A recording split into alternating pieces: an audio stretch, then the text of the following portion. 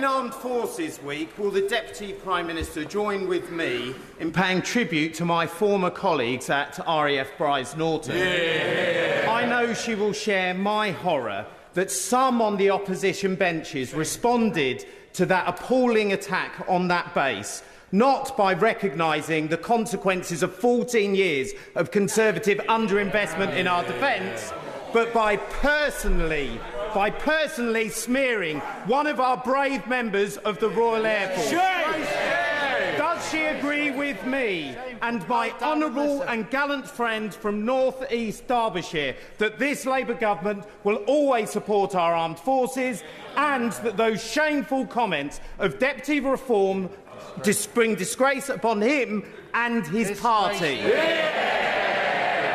Well, Mr. Speaker, my honourable and gallant friend speaks with great authenticity and authority on this matter. And the attack on the RAF Bryce Norton was disgraceful.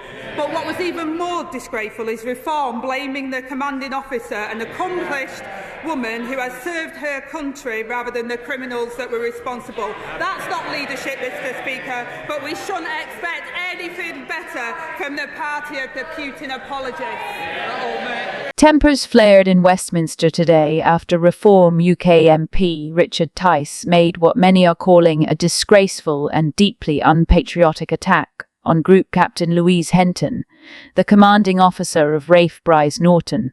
In an explosive exchange, Labour MP Calvin Bailey tore into Tice during a Defence Committee session, accusing him of smearing a decorated officer and undermining the very institution he claims to support. The clash erupted after Tice suggested that recent security failures at Bryce Norton were a result of misplaced diversity priorities, a remark many MEMPs interpreted as a veiled attack on Henton, one of the highest-ranking female officers in the RAF. Tice's comments immediately drew condemnation from across the political spectrum, but it was Bailey who delivered the most scathing rebuke. Bailey, a former Army reservist and member of the Armed Forces Parliamentary Scheme, accused Tice of exploiting a tragedy to score political points, following last week's reported drone incursion over Bryce Norton. The breach, currently under Ministry of Defence investigation, has raised questions about base security, but military officials have thus far refused to speculate on individual responsibility. Bailey's takedown was quickly followed by Deputy Prime Minister Angela Rayner, who didn't mince words in her afternoon press briefing. "We shouldn't expect anything better from the party of Putin apologists," Rayner said, taking aim not just at Tice but at what she described as a worrying pattern among Reform MPs of undermining national institutions while parroting Kremlin-style deflection. Rayner's comments echo earlier concerns from intelligence officials who have privately warned MPs about the amplification of hostile narratives by fringe political groups.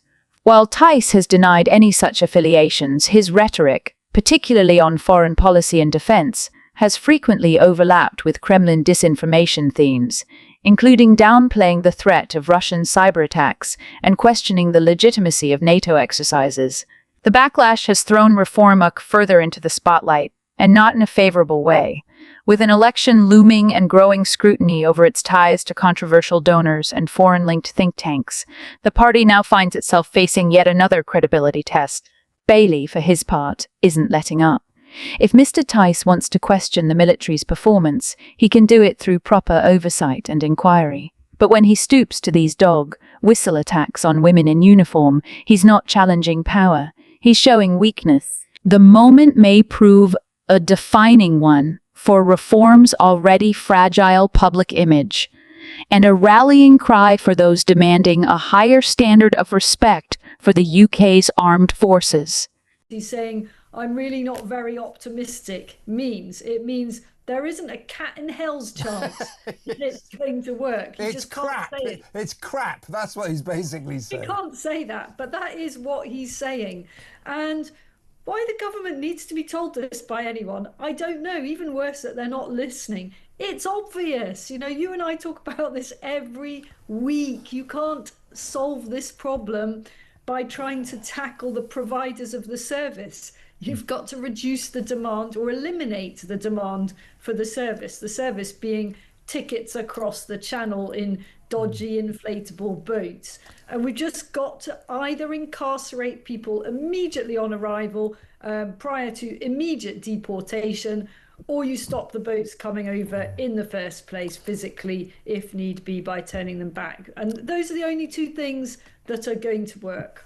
So I've got a transcript of what David Bolt told that House of Lords committee, and I'll just read out a paragraph. I'm not sure I feel very optimistic about the ability to smash the gangs. And in any event, it seems to me with organised crime, the best thing you can do is deflect it to something else you're less concerned about rather than expect to eradicate it. And A Home Office tribunal decision to allow a Tajikistani asylum seeker to remain in the UK on the grounds that he would be forced to shave his beard if deported has ignited a fierce political backlash and reignited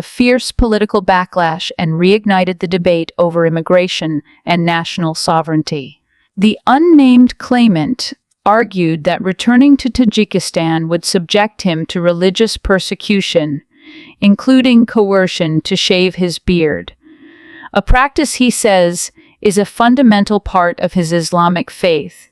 The Immigration Tribunal accepted his claim, ruling that forcing him to return could result in a violation of his religious rights and potentially expose him to police harassment or imprisonment under the Central Asian Republic's strict secular laws. Public reaction has been predictably polarized. Some civil rights activists praised the court for acknowledging religious freedom, while critics flooded social media with derision, portraying the outcome as emblematic of a broken system. The case also adds fuel to the growing debate around the UK's relationship with the European Court of Human Rights, which critics say exerts too much influence over domestic immigration rulings. Tory MPs pushing for a British Bill of Rights argue this case demonstrates the need to take back legal control. It's not about the beard, said asylum barrister Asher Qureshi. It's about the documented pattern of religious persecution in Tajikistan and our international legal duty to protect those at genuine risk.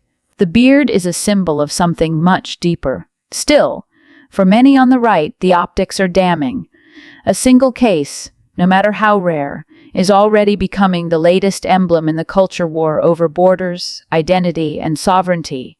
And with election season fast approaching, there's little doubt that politicians will keep stoking the fire. Thanks for watching. Drop your thoughts in the comments. Hit like, subscribe for more, and don't forget to join our Telegram community for the latest updates.